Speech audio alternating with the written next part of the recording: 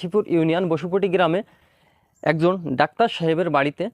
তিনি কলা গাছ লাগিয়েছেন এবং এই কলা গাছ কীভাবে লাগাইছেন, কোথা থেকে আনছেন, এর পরিচর্যা সম্পর্কে জানব। তো সরাসরি চলেন ভাইয়ের সাথে কথা বলি। আসসালামু আলাইকুম। আসসালাম। কেমন আছেন? জি আলহামদুলিল্লাহ, আপনাদের দোয়ায় ভালো আছি। আমি ডক্টর আনিসুজ্জামান, এখন শহীদ তাজউদ্দিন আহমেদ মেডিকেল কলেজ গাজীপুর কর্মরত আছি। আমার জন্ম একটা কৃষি ফ্যামিলিতে। এখন জন্মসূত্রে আমি পৈতৃকভাবে প্রায় 30 একর জমির মালিক হয়ে গেছি, কিন্তু এই জমিটা তো আমি ফেলে দিতে পারবো না। কিন্তু জন্মগতভাবে আমি কৃষকের সন্তান, কিন্তু কৃষিটাকে আমি মন থেকে মুছে ফেলতে পারি নাই। আর কৃষিটাকেই মনে ধারণ করেছি। ডাক্তার হয়েছি আপনাদের দোয়ায়, এলাকাবাসীর দোয়ায়, মা বাবার দোয়ায়, কিন্তু জাতির সেবা করছি। কিন্তু কৃষি কাজটাকে, এই জমিটাকে আমি ব্যবহার করতে চাচ্ছি।